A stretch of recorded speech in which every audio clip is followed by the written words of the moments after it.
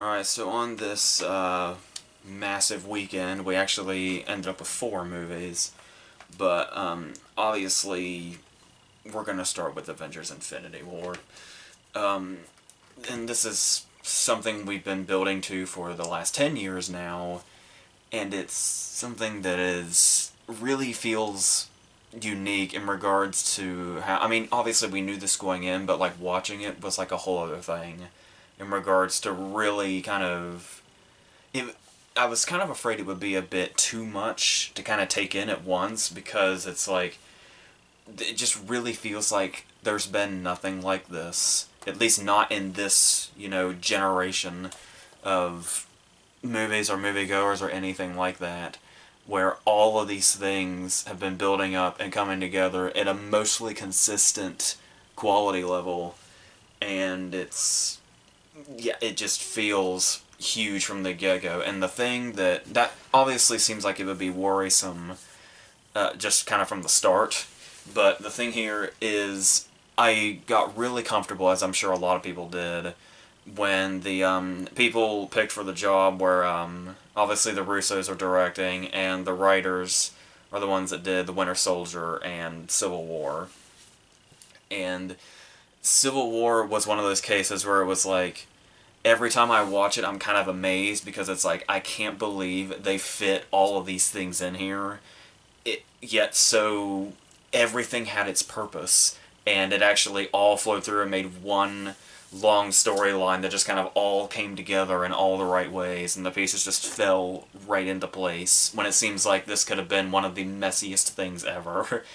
So there was no there wasn't a more perfect option than these four, uh, putting everything together. And even with, like Guardians of the Galaxy, for instance, being strictly James Gunn's point of view up to this point, it may be a little weird to see them, like, and kind of knowing that they're coming from a different place now, from a different writer's voice or whatever. But everything is still, yeah, it just feels like everything's come right from their own movies and right into this, and they just combine weirdly perfectly. Even with, like, as excited as I was really thinking, like, yeah, but finally bringing Guardians of the Galaxy and making them crossover, I feel like somewhere we're gonna get a little too much going on. But no, they kind of, everything just kind of falls into place. I'll get more into that in a second, but first I want to talk about the fact that I obviously already have it marked in the title, but I just want to say one more time just to be sure.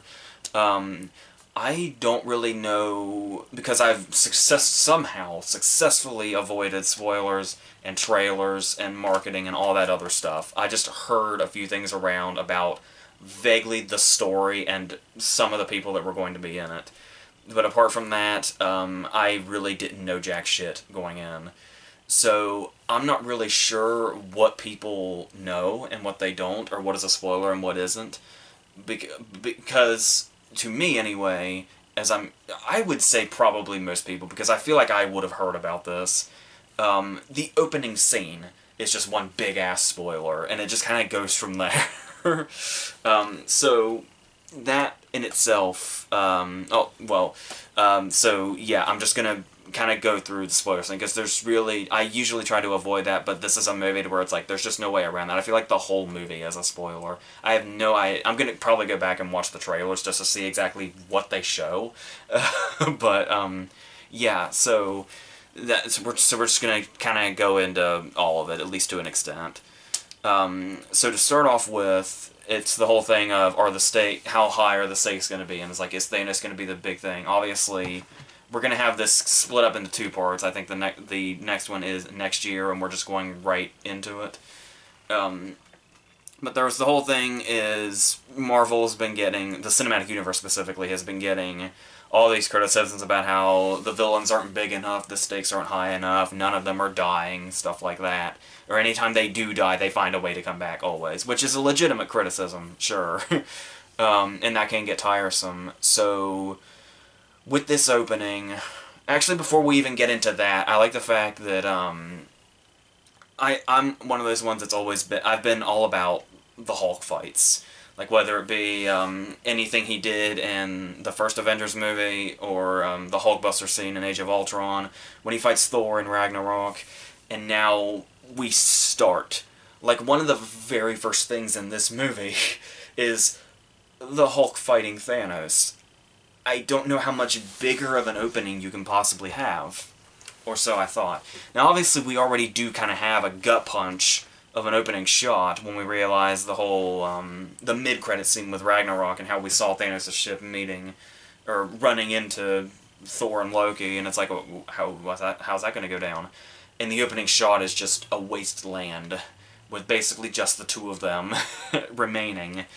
And so we go on that, and then we go into the whole Hulk fighting Thanos thing, but then they're not done. Obviously Heimdall's laying there, and he's killed, and it's like, I basically accepted that as, okay, the stakes are raised now, they killed Heimdall. It's a small character, it feels like a bit of a cop-out, but I mean, still, in the Thor world, he was pretty major, and he's like Thor's best friend and all that, so it's like, okay, that's a reasonable standard to start off with, hey, the stakes are different now.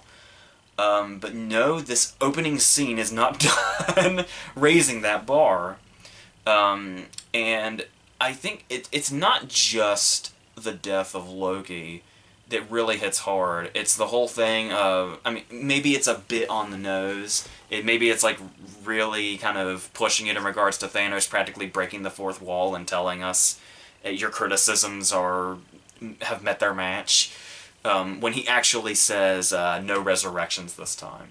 And even if that does feel a bit on the nose in regards to the criticisms, it does set a tone immediately that they're not fucking around anymore.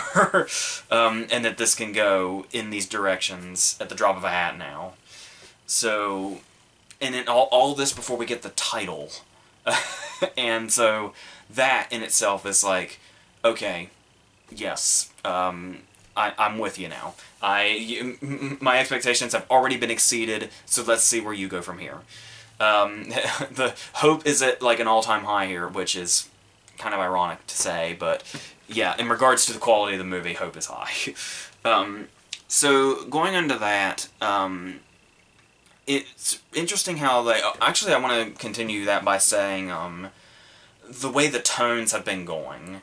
How, like, they've almost seemed like with, like, obviously going all the way back to Iron Man, we had a lot of comedic moments, but we also, you know, had, like, kind of a serious action movie going on in between that.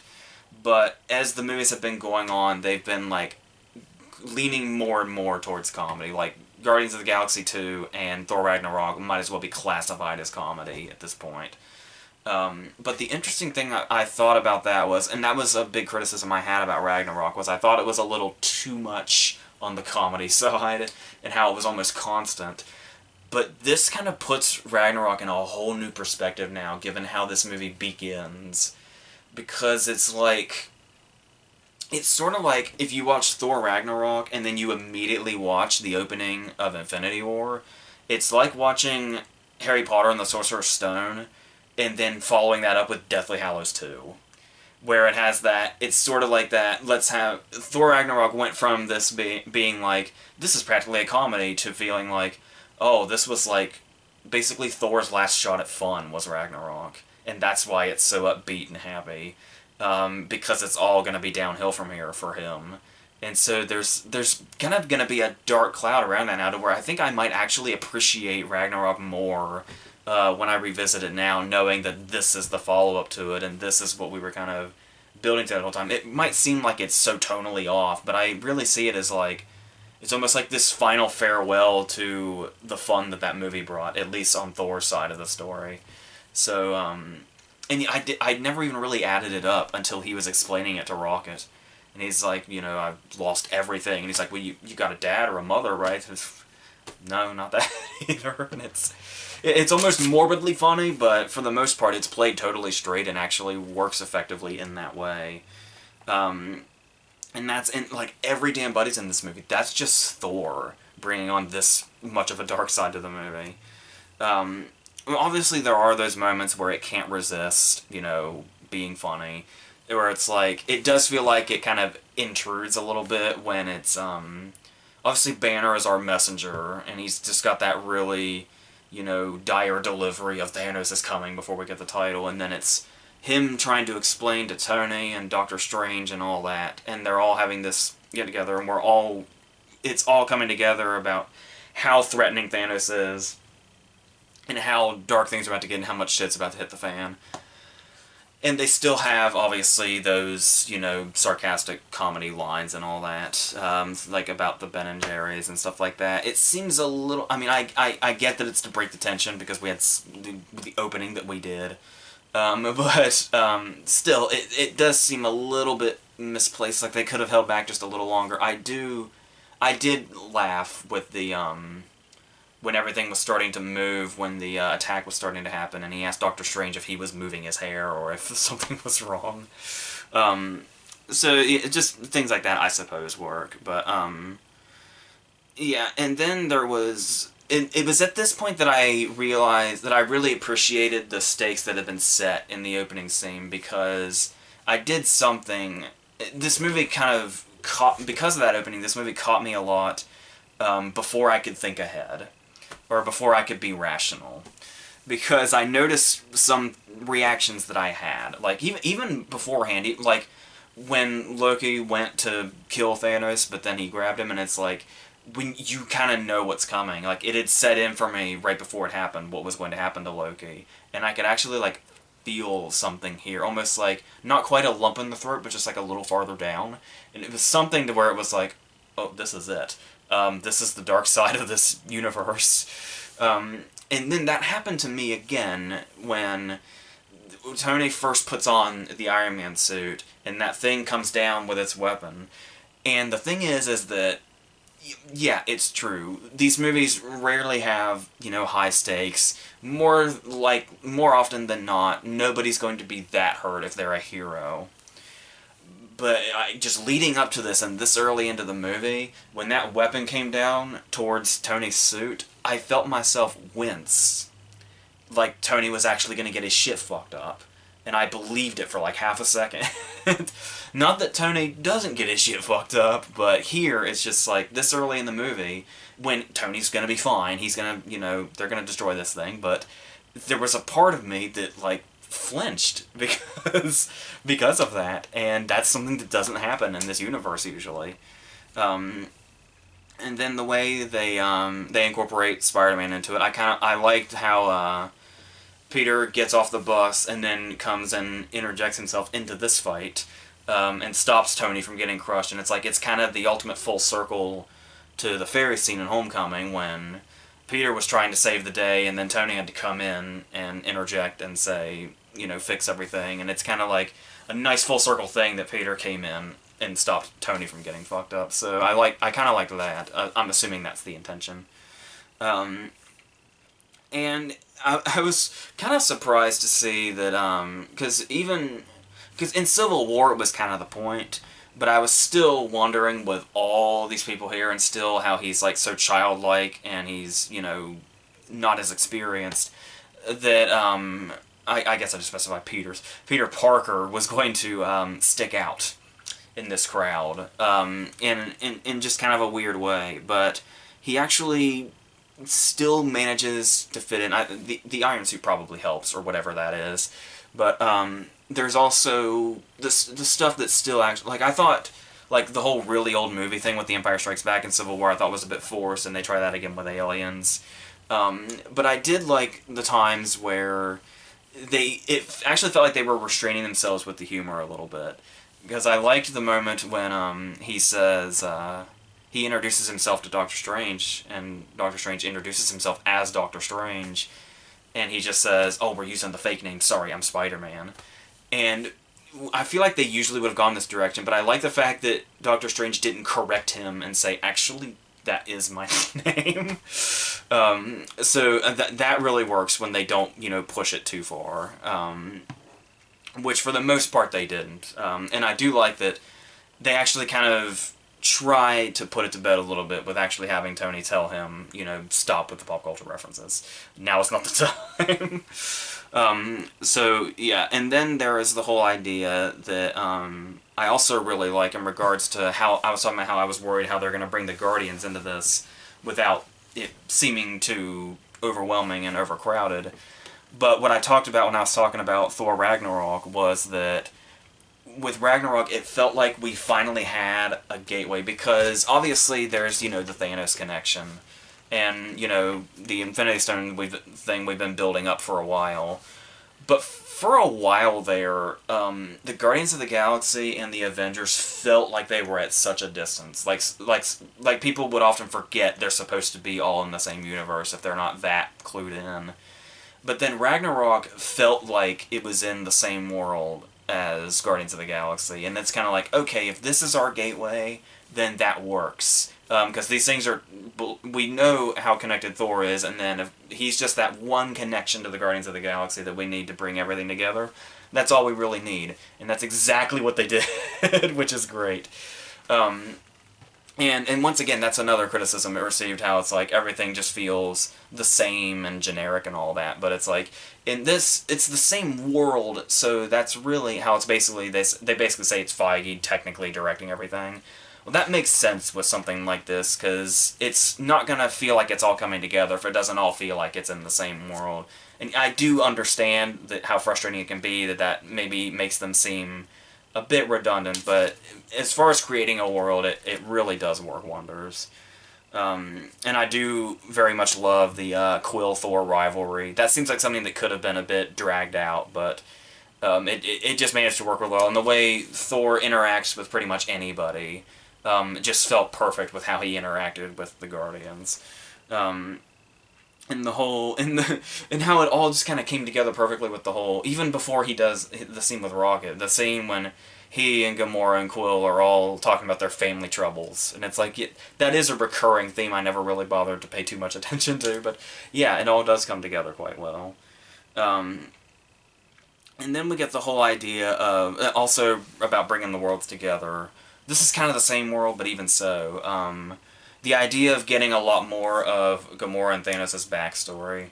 And it is one of those cases where you're not sure at first when you realize that's where they're going, because it's like, there's an awful lot to do in this movie, and it's like, do we have time for backstories? But it's like, well, yeah, because not only is it crucial to the plot, but it all does come together well, because once again, there was it felt like kind of a distance, where we've been hearing ever since Guardians that Thanos was the father of Gamora, but I don't know if it's because she's a hero throughout the movie, or the fact that we barely saw him, or what it was, but it's like, even though they established that quite, blatantly, there still just kind of felt like a distance in that part of the story of it's like that she's his daughter.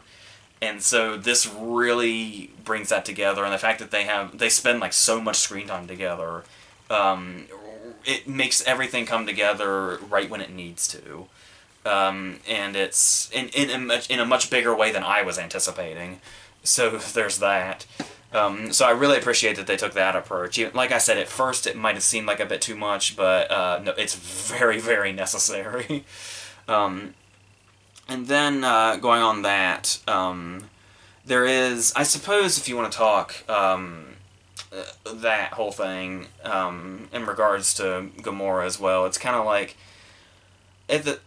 in regards to the collector scene, they're just really screwing over Benicio del Toro's screen time here, but I guess he really isn't as crucial as he seemed to be for the post-credits scene of The Dark World, but, the thing here is that the idea that the way Thanos toys with reality might seem like it's copping out after the movie set up the whole the stakes are high, no more resurrections, everybody fucking dies thing. But it does make sense, and I do think that's actually a great reveal, but I can totally see that being swept up in the whole, the movie's just toying with us and expectations. It felt a little bit like some of the things that frustrated me in The Last Jedi, where it's like, oh, it's this thing, but no, it's actually this thing. But given what the stone does, it actually makes perfect sense in context, so it's totally forgivable here. And like I said, the way it works is like a reveal in that first scene. It's like it really does work. Um, and then there is also as far as other returning characters, there's the whole thing with Vision and Scarlet Witch, which may be my least favorite aspect of this movie, and it's like I could just tell the scene between them before Steve shows up is kind of like just watching. I was like, when I rewatch this, this will be the scene I always want to skip. I can just tell, and it's yeah. I mean, obviously, you know, Vision is very crucial to the plot. But it's the number one. It feels a tad cheap that you know they start off making him look like Paul Bettany, but and to kind of try to sell this love story, I guess, or whatever. I guess it doesn't feel as out of place and forced as Banner and Natasha in Age of Ultron, because I guess Civil War kind of hinted at it, but I don't know. That's not the direction I would have taken it after watching them in Civil War, but, you know, I guess if that's what they want to do. I suppose it does become crucial that she has such an attachment to him, but I don't know. I don't know if the whole romance angle really works. Like, the more I think about it, the more I don't like that aspect of it, but I don't know if that's a comics thing either, but I don't know, but yeah, like I said, though, at least it makes a little more sense than the Banner Black Widow thing, I guess. And there are, in talking about the way the characters intersect, I know I'm kind of all over the place, but I mean, how do you organize this? There is the, you would think that it would get old seeing the heroes fight all the time. Like when they first all met each other in the Avengers, they were fighting each other. Obviously, Civil War is a movie devoted to them fighting each other. But the interesting thing here is that I don't think I get tired of that, quite honestly. And it's always, and as long as it's like new characters also that are meeting for the first time, like the way the Guardians react to Spider-Man. And they know of the Avengers, but they don't know who they are. Like, they don't know who they are when they see them. So I like that they all kind of see each other as a threat. And the whole, you know, mistaking Mantis for, I guess, the Queen and aliens or something. Whatever that was. But, yeah, that for some reason, that just never really gets old to me. At least not yet. So, I didn't mind that they kind of kept going in that direction. Like I said, as long as it's characters that are meeting each other for the first time, it seems logical enough that that would be their instinctive reaction to this. But yeah, there's also some new characters. There is a brilliantly cast role for Peter Dinklage. There's also the dude, I didn't catch his name, or I don't even know if they said it, but it's the guy that Tony called Squidward, which is hilarious, by the way. I just called him that in my head for the rest of the movie. He's like one of the first characters we see, and he's like, you know, obviously Thanos' little buddy, but at the same time, it's like, he doesn't look threatening. But he's quite hardcore in a really unexpected way, so I did really like that. Also, somebody that's pretty hardcore is this villain that's played by Carrie Coon, who is given away dead because of her. It's like she's still using her Fargo voice. So I do like that they threw in these kind of new antagonists that kind of add another quality to this, while Thanos by no means gets any of the thunder taken away from him.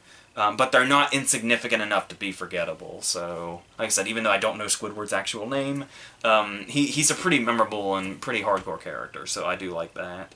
And on top of that, too, even, like, the small appearances. Like, it does kind of suck that we had this whole thing, but we're missing, like, Hawkeye and Ant-Man and stuff like that. I was expecting maybe at least, like, a Paul Rudd cameo or something. But I did like that we saw Ross again, William Hurt. I was surprised because I looked over the poster and I was reading all the names. I remember being disappointed that William Hurt wasn't listed. So I was really happy to find out he's actually in there still. And it really reminded me of, like, just how well put together this world is, because it's like, no matter how small the role is, if the person just shows up for even 10 seconds... it might seem like a cheap cameo, but honestly, it makes the world feel complete. Because it's like, I don't want to do I'm not doing a Marvel versus DC thing here. I'm just using one example that I talked about back in November when I had a complaint about Justice League, and that was the fact that Justice League was the big, ultimate team-up movie for DC, and they had a scene at the Daily Planet that Lawrence Fishburne wasn't in. And it's like, if Lawrence Fishburne had just been in that scene for like 5 seconds, if he had just popped his head in, said something to Lois, and left, it would have felt like we had a complete world. But because he was just absent, it felt like the movie was just, cutting corners, and it felt like it just did not feel complete. Even with, like, just missing a small portion of that. So, like, even just having, Ross here for, like, 30 seconds talking to War Machine, it feels like everything is here. And they do mention, like, that Hawkeye and Ant-Man are in hiding because they have families, which I suppose makes sense, because they're both family men, but it's still just a little bit. But still, it still felt like a complete world. And they at least, referenced it or made an excuse or something that, dismissive as it seems, is logical. So it's just anything that small really counts in regards to bringing this world to life, and they really went for it. And there are some moments where I kind of, found myself, questioning some things. Once again, maybe there's so much going on, maybe there's something I missed here, but one of the things that seemed very kind of like they were cutting to the chase a little too much to get everybody back in here was when they realized that Thanos is going to be coming for Vision, and they're like, well, Vision's off the map, his transponder's out, he's gone, we can't find him. And it's like, who can find him? And he's like, I know who can find him. Steve. And it's like, I kind of felt like the only person saying, alright, but why Steve specifically? More than anybody else? I feel like, I don't know, Tony. I feel like you would be much more equipped with finding Vision. You're only his fucking creator, but yeah, that brings Steve into the story, so there's that. And then, but I mean, for the most part, there are things like that, but I mean, there's so, like, I was gonna have another one of those, but I don't even remember what it is now, because the rest of the movie just really overpowers that stuff. And then it does feel like it kind of runs its course in the battle department, and I know it's kind of hard to complain about a movie having a big abundance of action scenes that's known for having big abundances of action scenes when war is in the title. it's a weird thing to complain about, but it does, really, it'll wear you down a little bit. But even so, I do have to say that it's the way it didn't cop out is really admirable to me, because it's like, you always kind of leave these movies with that kind of, happiness or joy, or at least hope. Kind of like how when Civil War ended and everybody was split up and all that, but I mean, there was still, we all still went out, happy. But the way this movie actually commits, like I said, we do have, a second part to this coming, so it's not like it's, concrete or anything, nor would we want it to be. But I mean, the way they really committed to not having that one glimpse of hope, like they went out on as much of a downer and in as much mystery as they could. So it's like, now it's like we're starving for another one more than ever now because of that. And how it's like, even the post-credits scene, and it's like, you think there's going to be something that's like, oh, we're in it now. And yeah, there is a little something in there, but I mean, even that little something, even that little glimpse of hope is kind of like, I feel like everybody still walked out of that theater totally solemn, which is just something you don't do in these movies. And like, I know people probably think they're like way behind, to the point that it may not matter now that people are finally walking out of these movies going, oh, I feel like hope is lost. And the fact that we do have another movie to make everything that went wrong in this movie right, but still, it really does, like, even before I hit the camera, I was still feeling a bit, like, low because of the ending. And so, yeah, and I like the way that they committed to that, even all the way through the post-credit scene, because the post-credit scene was their one chance to really say, oh, just kidding, or something like that, or, oh, don't worry, it's not as dire as it looked, guys. No, even with that little glimpse of hope, they still stuck to the downer side, which, like I said, is really effective, especially in wanting more movies now. So, yeah, obviously some of it's given away by, like, we know we're getting a Spider-Man sequel. We know we're destined for another Black Panther. And I'm pretty sure James Gunn's already writing Guardians 3, if he hasn't already. So it's like, there's that kind of stuff, but I mean, still, it's just like, I guess it's the unknown of what's going on. I don't know if, like, comic book readers know exactly what's going on with this ending, but I'm kind of in the dark here, so I'm really curious to see what exactly is happening and what it's leading to, and I really can't wait to find out in a year. So, yeah, and it's really hard, like, it's one of those cases where you want to, like, the big question is always, like, okay, how do you rank the Marvel movies? Or it's like, where is this, like, on a best of the year list or something? And it's like, this is a really hard movie to do that for, because like I was saying at the beginning, it just feels so like its own powerful entity, because there's just been so much leading up to it. It almost feels like it's like more than a movie. It's like a fucking event, like the whole damn thing. So, and it's like you're gonna look at it definitely differently and with much more, I guess, sentiment towards it.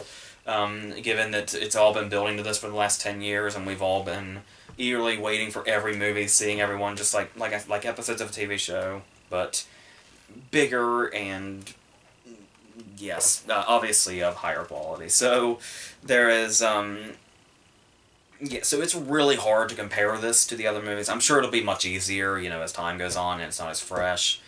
I can maybe see, opinion wearing down a little bit. Like, I wasn't as amazed. I'm not as amazed with Civil War as I used to be, especially after the first few times I saw it. And I feel like I'll probably wind down on this at some point. But right now I'm kind of still on the high, and it's like, as of right now, it's like, it's just kind of hard to compare it to pretty much anything. So that's yeah. But as of right now, it's like, it's just this whole gigantic accomplishment by everyone involved in this, and it's really crazy how far it's gotten, and how well the story's still being put together, even with all these elements coming into it one by one. And it's, yeah, just the way we kind of eased it all together just makes it all come together. So, yeah, if anything, you have to commend this movie for just the accomplishment that it is, and this whole thing is, even if you're not a fan. So, yeah, in the meantime, this is probably about as far as I can go with that. So, yeah. Second movie is going to be the week of I think it's the last in Adam Sandler's Netflix contract. So I guess we'll see where that goes. And it's directed by, and he co-wrote it with Robert Smigel, who obviously he's worked with for a very long time, I think going back at least to their SNL days, if not before that.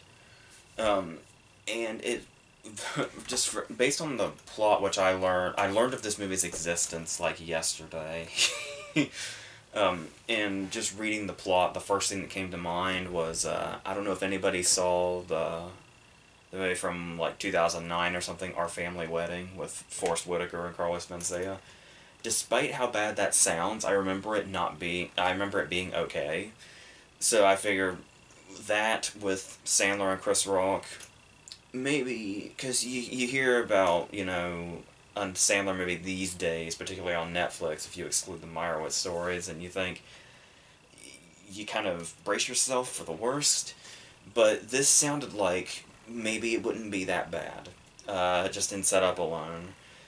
And I kind of tried to keep giving it the benefit of the doubt, like that, at the start, because it was like, I mean, yeah, like, the jokes weren't landing, but it didn't feel like it was so, off the map bad the way most of his movies have been lately. It's like you can tell immediately that it's just gonna go completely south. But here it was like, they weren't landing, the jokes weren't landing, but the movie almost had like almost like a wholesomeness about it. hard to ignore, to where it was like every now and then there'd be a small laugh here, like when Rock has to take a call while he's in the middle of heart surgery, and he starts to just kind of pace around while he's on the phone, and he accidentally walks back out to the family, who's like waiting for the news, and he has to turn around and come back. But apart from that, it's mostly just some pretty weak stuff. It's one of those cases where it's just so casual about itself, and the jokes are just so stale. You're not even sometimes you're maybe not even quite sure if something was a joke or not, or just normal dialogue. Um, because it just comes off like it just comes and goes like anything, with hardly any reaction out of you. But and then they bring in the uncle with no who lost his legs to diabetes, and I suppose there's something to there's a joke that works in there somewhere with the whole Sandler was under the impression that he only had one leg and is surprised to learn that he has neither, and has to change his plans around that. But it's kind of like, and this is another place where I was kind of giving the benefit of the doubt, because it's like there's this very old dude with no legs who's basically here to like inadvertently get the fuck beat out of him, and it's like this is probably tasteless, but it's like by Sandler standards, this is fine. Like if by Sandler standards, this is pretty far away from tasteless, but still, it's something that's dragged out in a way to where it just after a while it starts to feel like actually this probably isn't working. um, so you spend like the first fourth of the movie or so kind of waiting for Rock to really come into the picture so that he and Sandler can kind of play off each other. And while you're waiting for that, we just get more of these jokes that are like not overly offensive, but just really aren't landing either. But then we get to stuff to where it's like, racism may be a strong word. I don't know for sure, but the thing here is that the joke obviously is that because Rock's side of the family is black and Sandler's side of the family is white, there's a point in time where Sandler just mistakes any old black person walking by the house as somebody in Rock's family. But the thing here is that it's not only does that setup just not really work, but it's also the fact that when this happens and he brings them into the house and he treats them, we know pretty much right away by the looks on their faces that, and we just see them passing by, that they're not actually part of Rock's family. It's like, okay, so where is this joke going to go, though? Surely the punchline isn't just, oh, I mistake every black person for being a part of Chris Rock's family. But no, I mean, they drag it out a little bit, but no, that's what the punchline is. If you can even call it that. There may just be a setup with no punchline.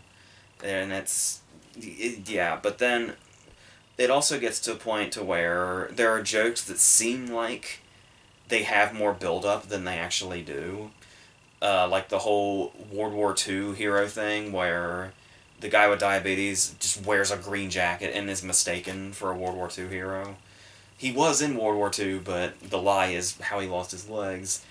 And this just kind of suddenly happens and then just kind of takes off. Like, it's not something that's kind of hinted at and then just progressively builds.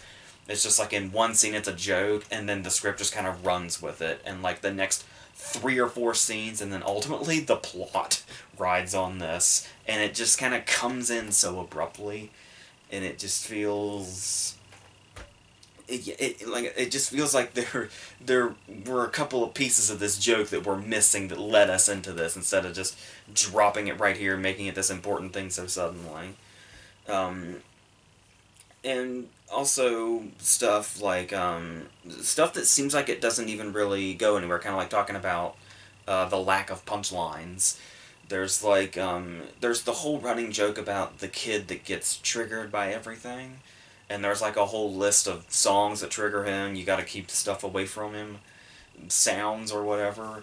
But then it's like, all of this seems like it'd be building to something really big. Like, kinda like Milton in Office Space, where he just kind of would say little things, and then we didn't realize there was going to be a big payoff for it. No, there's not really any payoff to this, except maybe that it's the punchline to this joke is the fact that they have to turn the music off during the bachelor party, and the strippers just have to dance to silence. Only trouble is they totally abandon that joke anyway, because when it casually cuts back to the bachelor party, they're just dancing to music again, and nobody ever brings it up again. So that doesn't add up.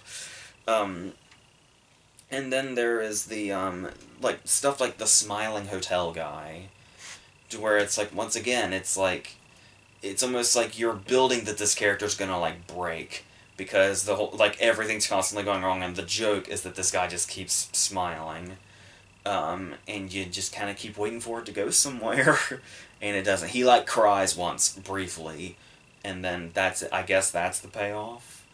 As you can see, these jokes just don't go anywhere, which is the problem. It's kind of like I was wondering if anybody else, because most of the cast is like unknown, at least to me.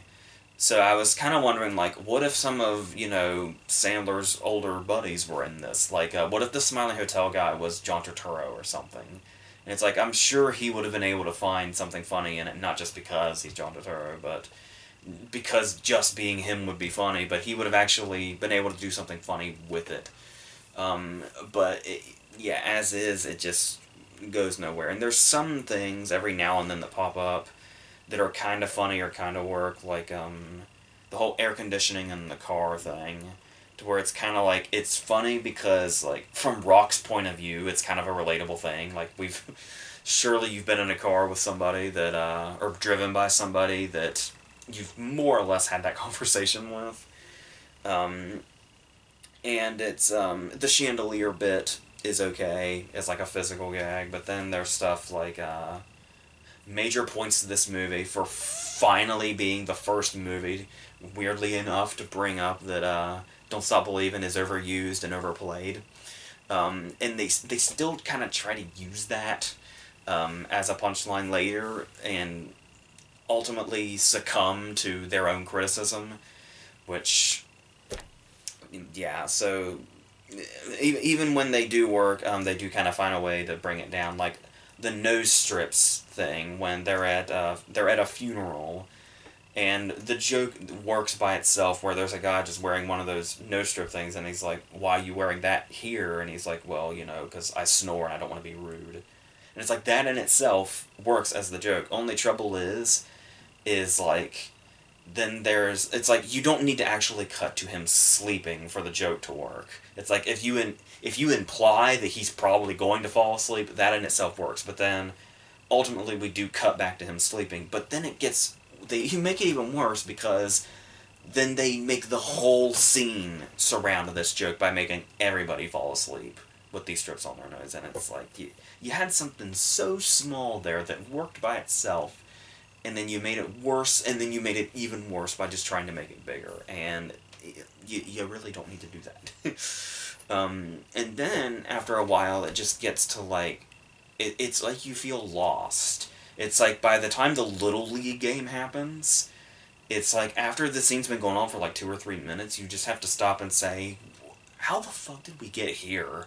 I don't even remember how we got here, or the purpose that it serves, or anything. And I suppose it ultimately amounts to, it's both sides of the family bonding or something, but it just doesn't come together at all. It feels so all over the place in the worst way. And then talking about Sandler's character and the way it kind of builds off what exactly the whole movie's doing, it's like, it's almost 2 hours too. These Sandler Netflix movies are really long for some reason, but it seems like the whole idea is that it's building because Sandler's character has to constantly seem like he's being bombarded, or like around every single corner there's a problem.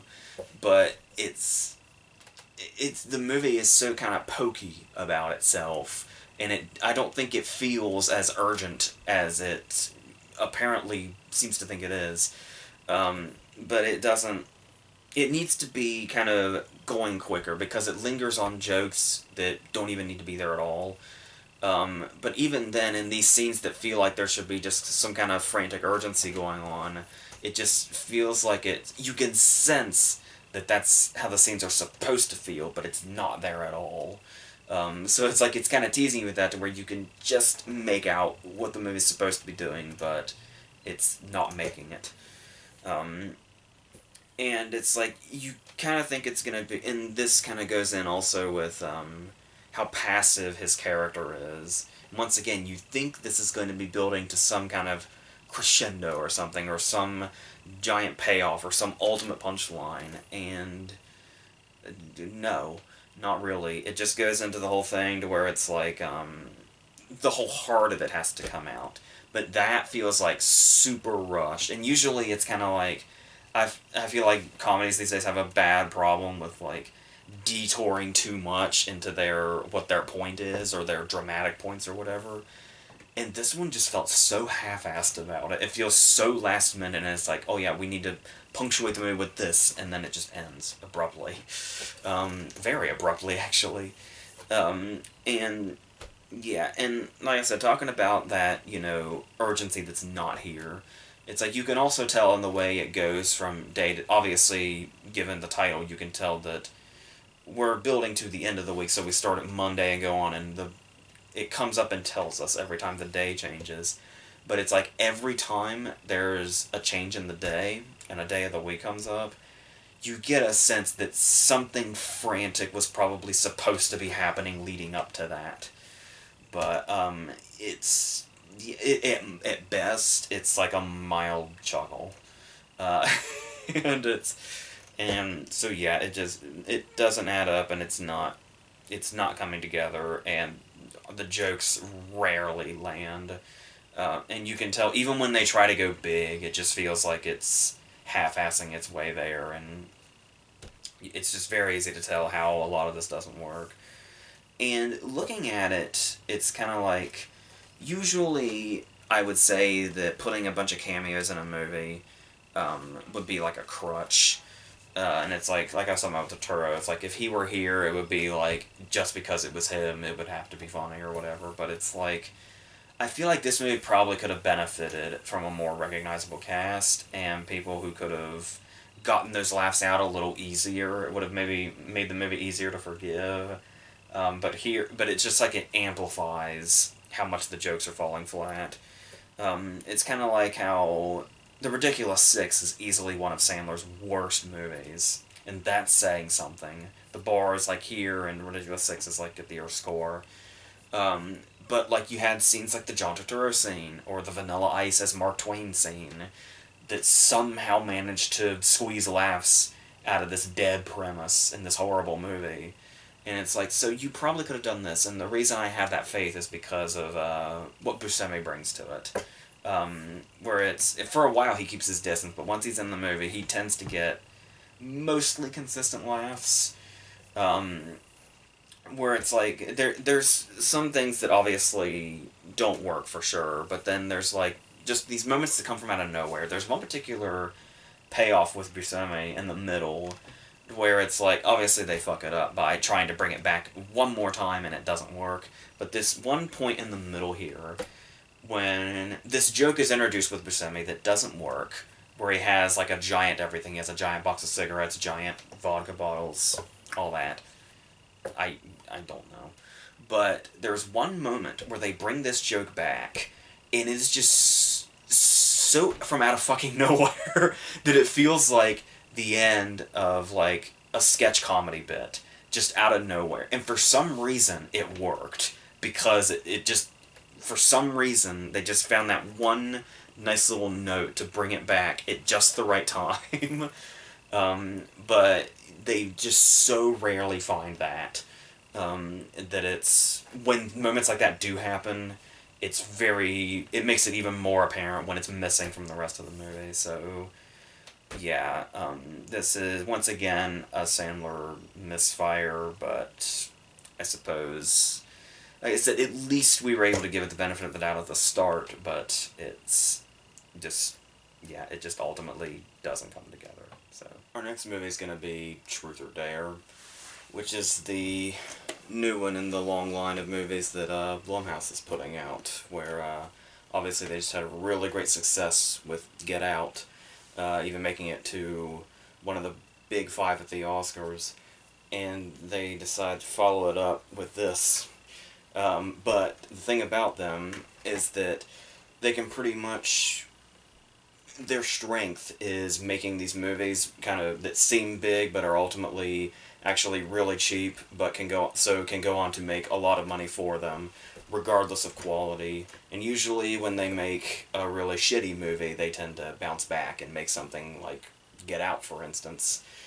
But here we kind of have what's probably going to be considered like a low point for them, which especially sucks because it's one of those cases where like there's another movie called Truth or Dare, so in a lot of cases on like a lot of the posters and stuff it actually says Blumhouse's Truth or Dare, so it's like just they just have to go all in and put their names right on it as big as possible. And what this brings us is starting with this opening, where it's obviously this whole idea that a game of Truth or Dare has come to life because of a demon. And it's gonna basically, you have to play it until most of, if not everybody's dead. So, we get this opening that introduces us to this, and of course, when you're the opening of a horror movie, you gotta really hit hard, and you gotta kind of show off your concept in a somewhat vague way, but just grab the audience instantly with something, you know, hard-hitting or horrific or something. And here we are introduced to a woman going into a convenience store and being told Truth or Dare after a phone call, and sets a random woman on fire after, you know, dousing her in lighter fluid and lighting a match and saying, sorry, I don't have a choice, and then lighting on fire, and then it's like this is supposed to be the big moment because this is when we cut to the title. Now, usually when we get that cut to the title, that means you've just seen something that like really pulls you in. And this scene happens so quickly, and it's just edited in such a weird way to where it really doesn't tell us anything. Not to the point of being like vague and mysterious, but like, okay, who the whatever. Just keep going. And there's like no terror or anything. There's no idea that like she's really been through something. She just walks up to this random woman and is like, sorry, I don't have a choice. Despite the fact that it's supposed to be this whole, I don't know, but that, and given that the whole setup and how it's executed, it seemed like there were like a lot of comparisons to It Follows, especially with how it's set up with the one person, the stranger kind of bringing it in after luring in the impressionable girl. But it's like, that's pretty much, and I say this as somebody that's not even that big of a fan of It Follows, but it's like, if you're looking for It Follows, this is much closer to something like Wish Upon, if that tells you anything. Only there was, I don't know, there was something a bit more forgivable in Wish Upon, whatever the hell that was, I don't even remember. I just remember not, like, absolutely wanting to, you know, kill something after Wish Upon. But this kind of goes to a whole other bottom-of-the-barrel level, in regards to where modern horror is at, especially in that PG-13 area. So obviously, we open in, like, what is it, a college, and we've got all these girls and their very generic boyfriends, and it's this cast of straight-to-DVD acting is what we're going to get out of these people, and we know that very quickly. Where everything is like, everything they say feels like really unnatural, and it's like they're trying so, it's like they're aliens trying to behave like teenagers, and it's like they're trying to look like these are actually people talking, but it just comes off as like them trying to push the plot as much as they possibly can, where like everything they say, it sounds like it's trying to be natural, but ends up coming off more like, we need to say this because this is how we're going to get to this point, and the audience knows this, but we have to hurry up and get there, because obviously the movie's in some big damn hurry we saw in the opening scene, which is really weird when we get to some later problems. So, obviously we get some cliche character types, but the funny thing here is that it kind of goes beyond just being cliche character types. It's now gotten down to the point to where you can identify the cliche character type by listening to their voices.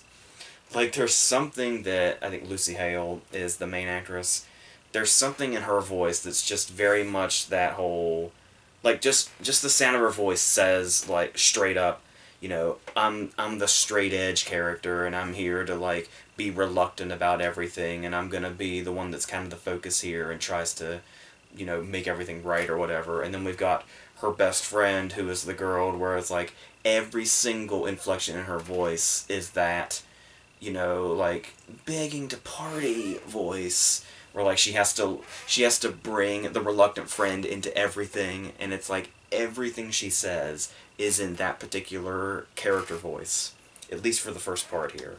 And it's not just them. We've also got the dude who's like generic boyfriend number one, if you will, who has that I know everyone so well way about him. The what was it? She's nothing if not persistent, and it's like everything is we've known each other for years. At least I'm trying to portray that totally not unnaturally.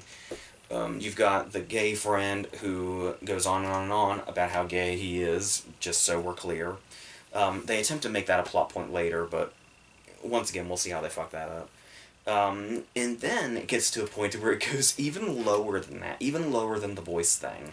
We've now gotten to the idiot loser guy, the guy that wants to hit on everybody, that kind of forces himself into the group, but nobody actually likes him.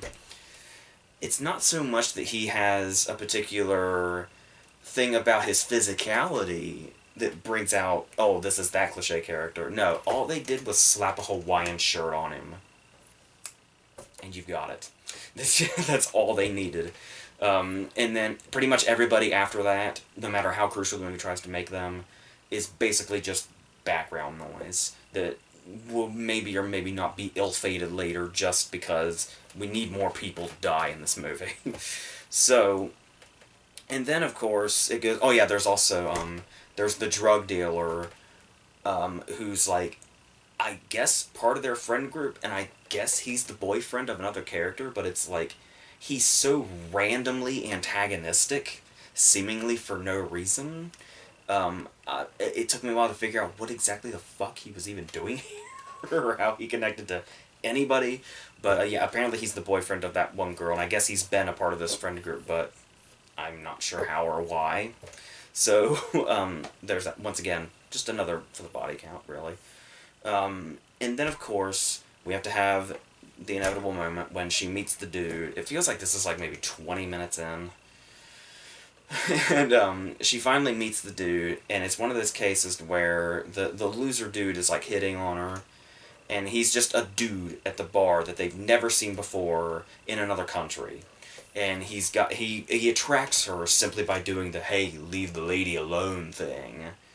And it's like, well, I get that she's not really into this loser dude, but at the same time, it's like, this happens so easily, his plan to attract her, and they try to make up for it by saying, like, oh, she's so impressionable later, but I mean, like, even though this dude is hitting on her and she doesn't really like him, she knows him. Like, they go to school together. They probably know each other. They've probably known each other for a long time. Obviously, that doesn't change the fact that she doesn't like him, but still, they've known each other for a long time. We get that idea. And then this random dude in another country they've never met before just says, hey, leave the lady alone, and it's like, oh yeah, this guy is where it's at. This isn't weird at all. And it's like, this isn't the... I just try to imagine this playing out, and the only thing I can imagine is her saying, yeah, he's annoying me, but I know him. You're a fucking weirdo that needs to mind his own business. But no, for the sake of the plot, it works just like that. And not only that, but like all the friends just kind of accept this dude, and are like, hey, yeah, we'll follow you to a really shady place that looks like it's burned down in the middle of nowhere and play a game of truth or dare with you. Yes, that's how we set off the whole movie. Is we have to go through this entire chain of events. So you can only imagine how annoyingly ridiculous the rest of it is, and not in the good way. Not in the good way that this movie probably could have been. Because here's what you have. Now you could have done this. I heard a lot that I had heard that the trailers looked really stupid, but I had also heard that it seemed like an idea that could work. especially under a company like Blumhouse, who does, small budget horror movies like this and really makes them work with sometimes really out there concepts. But the nail in the coffin of this movie is like, well, here's the thing: it's like when talking about the concept, it's kind of like Unfriended, which is a movie that I really liked. That's an unpopular opinion, and I'm aware of this. But one of the things I thought was really effective about Unfriended was the whole segment where they play the Never Have I Ever game that ends in like bloodshed, and the way they really really built that up and amped it up throughout. And it's like I just thought that was really well done and really well made, and it was really really suspenseful and like really really fucked up and just worked really well. And it's like, this could have been like that. It could have had that kind of effect. But no. So what we have here is the nail in the coffin I was talking about is obviously the faces. And that goes along with what I was talking about, how this could have been something that was like, entertaining for maybe the wrong reasons, but still. But the thing here is that these faces will go down as like discussion points when talking about shitty horror movies for like, you know, for years to come. And the problem with that, though, is that it won't necessarily be in the that was so enjoyably stupid way. And it's like, there's people that say I've actually seen the movie a bunch of times no matter how dumb it is because it's just that entertaining. That's not the kind of reaction these faces bring out. The smile faces. It's more like there's because there's nothing remotely self-aware coming through when they do this. This movie thinks that these faces are terrifying. And the problem with this is that this could be a movie that's in on its own joke. This movie could be one of those ones where it's yeah, like it could have just been bad. It could have just been enjoyably bad. But the faces turned the movie into a punchline that it's not in on. And that's the huge problem. They even say at one point in the movie, it's like a Snapchat filter. But it's like, yeah, maybe you should have listened to yourself and realized how fucking dumb that sounded. But you just went with that, even though you knew that. And that's where I say it feels like they were actually confident that that would work from a strictly horror standpoint. And it's not. It's the one thing in the movie that turns it from, oh, one of those enjoyably bad horror movies to, this movie's a fucking joke to everybody. Maybe, except maybe outside of a junior high school, this movie is a punchline in the horror genre now. Um, and that's that's really the main problem. But the movie continues. There's like so much going. Because this movie is about an hour 40, and it feels bizarrely long. Like it feels like it takes an eternity. And I'm not quite sure what it was, because it felt like maybe it was starting to get redundant in the middle or something. I don't know, but there was something that happened in the pacing that I couldn't quite identify. But I really felt like I was watching this movie forever. Like there were scenes in the middle of the movie that by the end felt like I had watched that movie last year. It's, I don't know what it's really inconceivable how much this movie drops the ball. Um, and there are even moments though where it's like you can tell they're trying, like from like a character standpoint, like the blonde girl, the best friend. The scene where she's watching the video of her dad on her cell phone, and it's like we get the idea that he's dead, but we don't know the full story yet. But it's like she's committed the videos to memory because she's mouthing, and it's like this is a moment where they're like finally trying to give this character that seemed like just the begging to party girl, and like she's actually got a purpose. Like she actually has a life beyond being the best friend and being the party girl. Um, but then they like screw that up because that kind of ends up not even being for the character. It's just to set up the dares later. And it's like, okay, so this movie actually doesn't care about its characters. Alright. And this really comes about later, where they fuck it up even worse. And that is with the gay guy. when his dare is to come out to his homophobic dad. And it's like, alright, this movie might actually... this movie has, like, the setup for what could be a strong scene. To kind of strengthen the characters of this movie and make it feel like more of a horror movie because we care more about them and we know they're all going to get offed, but it's like, let's feel something for them. Okay, what do they got for us? Let's show us the big scene where this guy comes out to his dad to save his life.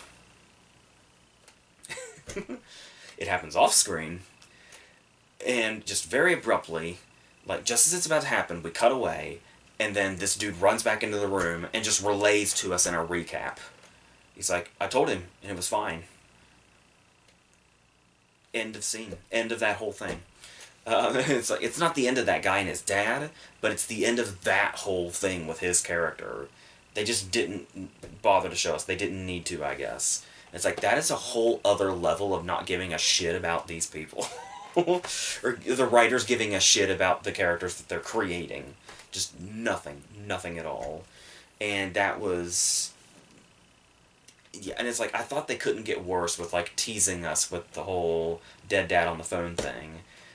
But it's like, you just... it's like the movie was trying to get worse.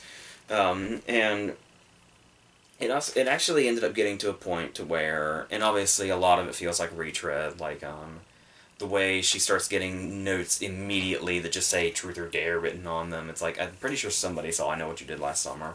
And it's even, and not even that movie's all that impactful, but it's like, just take any possible source of life out of that, and there it is, right here in this movie. And then it was actually getting to the point to where you get, it actually starts to get to a point to where, even though, like, everybody's dying around them, there should be, like, there's, like, no care whatsoever when these people are dying.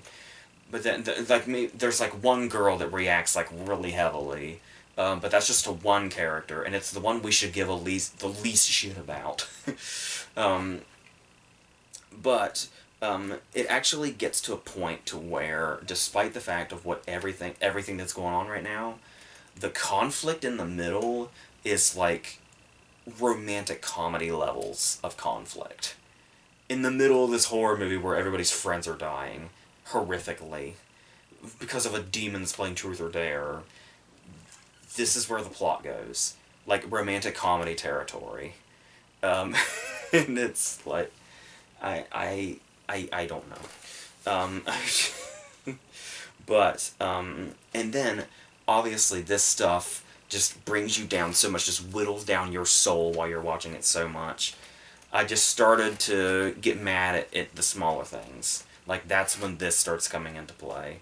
When you see stuff like, there's the moment when, all the time she's seeing Truth or Dare, there's one point where it's, like, keyed into her car in really big letters on the side. And then she goes over to, like, the loser guy, and she's like, you did this, didn't you? And he's like, did what? And she's like, you keyed Truth or Dare into my car. But it's like, we know already, because we've seen a movie in our life, that the kicker is going to be that nobody else can see when another person sees the Truth or Dare words. But you don't... but the stupid way they do... and the funny thing is that you get that, despite the stupid way they reveal it here, which is, he just kind of is there, and he's like, dude, there's nothing on your car. There's one problem. When he says, there's nothing on your car, the car's over there, and he's right here. And obviously in the background we can see Truth or Dare carved into it in big letters. But it's like, how does he know the letters are so big to her that he would be able to see them from where he's standing? Maybe somebody... when somebody keys something, you think, this little shit. But no, it's like he automatically knows, oh, it must be in big letters, can't see that from here, so you're crazy. So it's like, that's how they reveal to us. But like I said, it's just such a stupid thing in general anyway. We already know. It's like, oh yeah, he can't see it. We get it. And then there's something later where it's like, when she does the whole, oh, my best friend, you know, cheats on that dude all the time. And then the whole fucking library looks at them and, like, this whole scene forms. And then she goes to run out and she's like, no, wait, don't. And she's like, you know, you let go of me or I'm going to break that hand. And then she runs out. Well, later, the best friend's getting texted, and it's like by the demon, I guess. And it's like, hey, you know, and yeah, I roll my eyes at that even though I liked Unfriended, but this is what this movie's brought me to. It's like sometimes that seems like a good idea, other times it doesn't. Depends on how fucking shitty you are in general. So what's happened here is that scene I just explained happens, and then after this, she's getting texted by the demon, and it says, "I dare you to keep up your promise and break her hand." And she's like, "Well, you're sending this to me, obviously." And she's like, no, I'm not. I'm not texting you, obviously. I'm standing in front of you. And she's like, well, okay, then somebody else is texting me. And she's like, well, that can't be the case either because I'm the only person that heard you say that. Yeah, and the entire fucking audience you had in that scene. Are you not watching your own movie before you write something? This is... And it's stuff like that to where, like, in another movie, if it was doing its job better, you'd be able to kind of dismiss that stuff like, yeah, that's dumb, but I mean, whatever. But no, it just really stands out because everything else has just brought you so far down in its shittiness. It's like every little thing around the corner is just making it worse.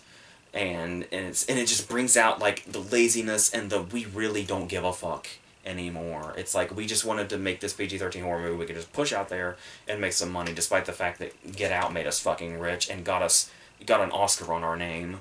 But you know, whatever. And then once all this has gone down, it's like I was talking about the redundant middle, and it's like, yep. This is yet another one of those movies where it's like, you could fall asleep halfway through and you still got it. If you've ever seen one of these PG-13 horror movies, you've got the demons, you've got the informative old ladies that have been through this, that know everything that's going on, and you've got rituals that may or may not stop it. And then you may have a stupid-ass ending that just fucking gives up. And, yeah, and it's almost like, as dumb as the movie is, you let your guard down and you get stupid. Because a part of you thinks, okay, they gotta do... Maybe there's room to be clever for how this ends. Maybe. But then, as I just said, you realize you've let your guard down and you've become an idiot for thinking that. Because it's like, have you seen the rest of the movie? They are not going to put any thought into how they end this. So, so that's what we got. Great. So... Thankfully, I don't think this was all that successful. It technically was because it was probably so cheap to make, as we were saying, but yeah, this is really low tier for this shit, and we know that's not a good place to be. It was, like I kept hearing how dumb it looked. If you didn't see it, probably as dumb as it looked, if not dumber. So, and not in an entertaining way. And, for God's sake, what the fuck were they thinking? Why? So, there's that. Our last movie is going to be Acrimony. Tyler Perry's new movie. Tyler Perry's back to making 2 movies a year, apparently. Alright. So we do have... This brings us R-rated Tyler Perry, which I think the only other time we've seen that is for Color Girls, if I'm remembering correctly. So it's kind of, and that movie got really dark. So it's like, all right, let's see the dark side of Tyler Perry again. Let's see where he's gonna go with it. And obviously the movie begins, and it's like, if you don't know what Acrimony is, they show the title, and then underneath it's a whole bunch of synonyms. You know, it's like it's Spanish for hitman or whatever. But it's like anger and bitterness and stuff like that. And, which obviously Taraji's character is going to bring out in full force. Where we see her in court, and it's like she's got restraining orders out on her from this dude. This dude that she was with or married to, I don't remember, it was like a week ago I saw this, so, so I'm straining to remember it all again. And we're basically told most of it in flashback, where she's talking to her court-appointed psychiatrist about this, relaying the whole story back to us. And then we basically see the younger version of her go through this really generic love story, where she meets the guy, and they do the romance thing, and her mom dies, but he's there for her, and he, you know, comforts her, and then it goes from there. But the weird thing about this is that the way this story is told with her, obviously we know something is up. Because obviously there are restraining orders out on her, and she's talking to her psychiatrist like this guy really, really fucked her over. So the story is being told from the perspective as us watching a generic love story, but her narration is giving it all these skeevy undertones where everything that would be normal in a love story, she's kind of adding a negative connotation to, because it's like, this was him luring me, and this was him doing that, and this was him being untrustworthy. And it's like, that sounds interesting in concept, right? At the start. But the problem here is that, and this may sound interesting too, but hear me out. It's like, we don't really know yet, from this opening, which one's the good one and which one's the bad one here. We don't know if this point of view that she has is untrustworthy or not. He could be the crazy one, or she could be the crazy one. But, or maybe not so much he's crazy, but he's just an absolute all-around piece of shit, inside out, that just really did everything in his power to make her miserable and screw her over. Leading her to act irrationally because, she was in love with this dude, or thought she was. But the thing about that, though, is that it gives the whole thing this kind of really unsavory feel from the get-go that doesn't really work in pulling you in. And it's like, this seems like it'd be a really intriguing setup, but really all it does is kind of distance you and push you away, or at least it did that for me. And I just felt really, really cold to it from the very beginning. And this thing is like almost 2 hours. So, or no, I think it's exactly 2 hours. So I've got to kind of try to hang on to this and see if I can find my way into getting interested in these people. But the trouble is despite the fact that she acts so erratically all the time, and he's, just this, he was never going to be interesting, but there's just something so boring about this love story anyway. Like not necessarily the story, but the characters are really boring, despite the way they act out on their impulses.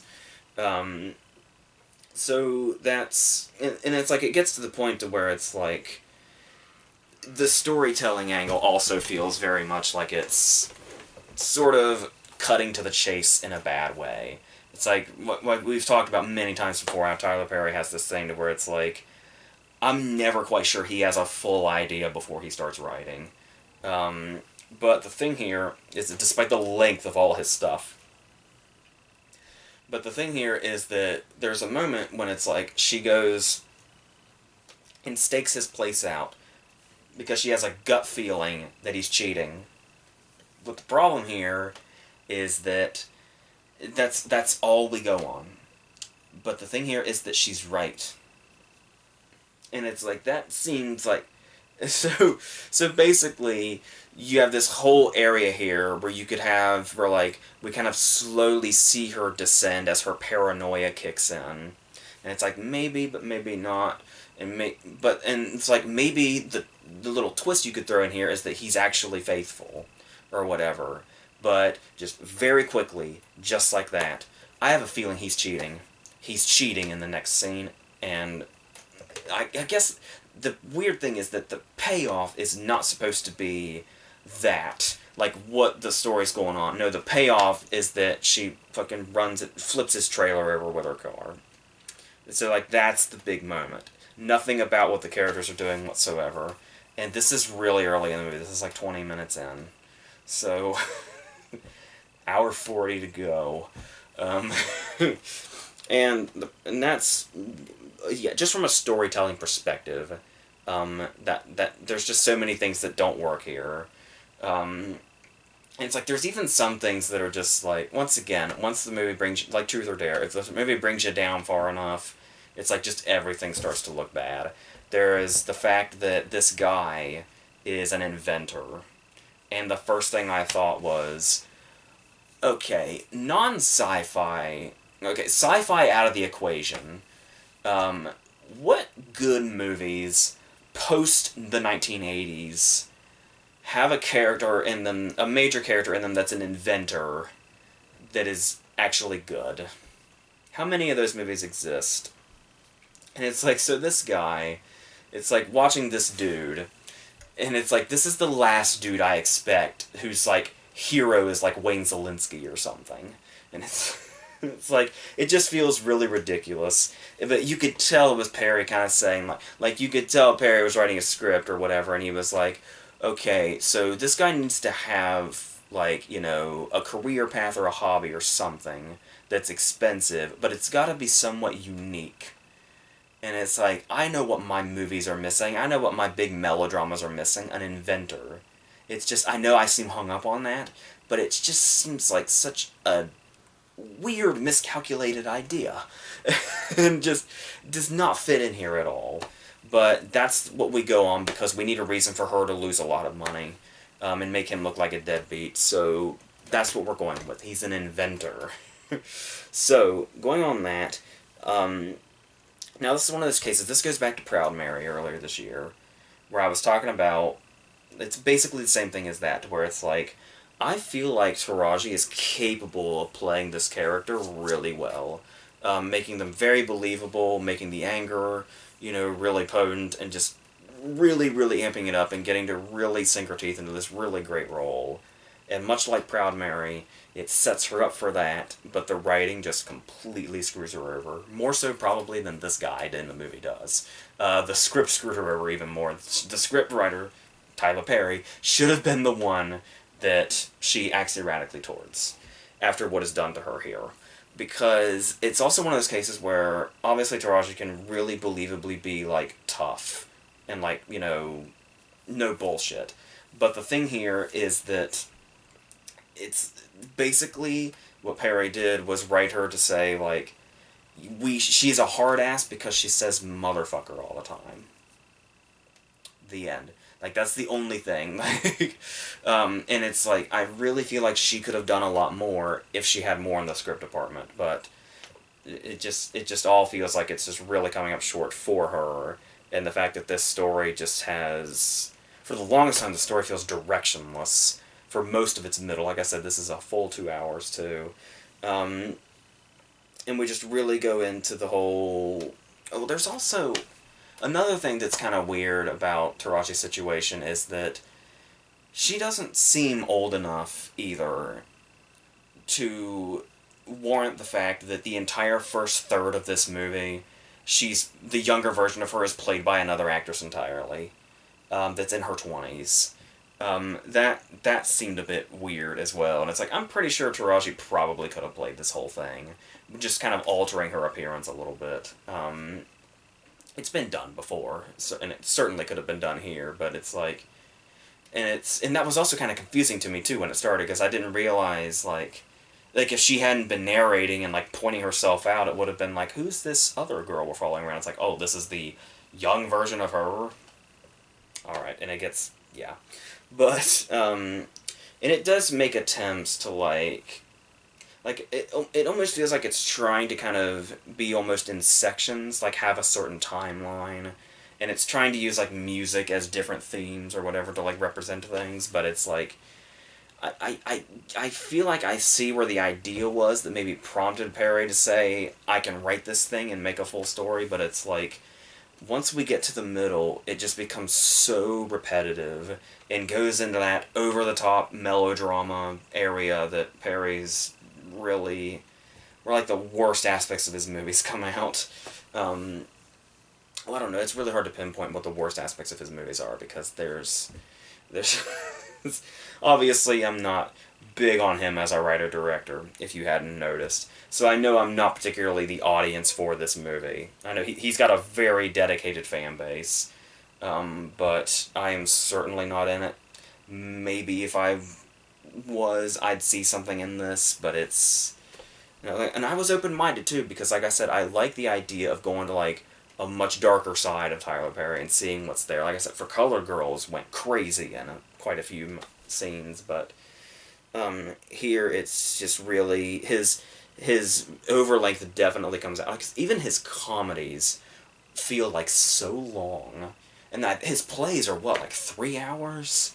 and they're condensed a little bit for these movies, and it just, yeah, and that's not even to mention the whole thing about the last 10 minutes of this movie is a horror movie suddenly, which once again just I suppose we kind of build to it in a sense, but it still feels like the turn is like way like just like that curve is a little wider than I think he might have thought it was, and it's yeah kind of it certainly doesn't warrant going as far as it does, and it feels like you almost want to admire it, but it still just feels like it's not quite.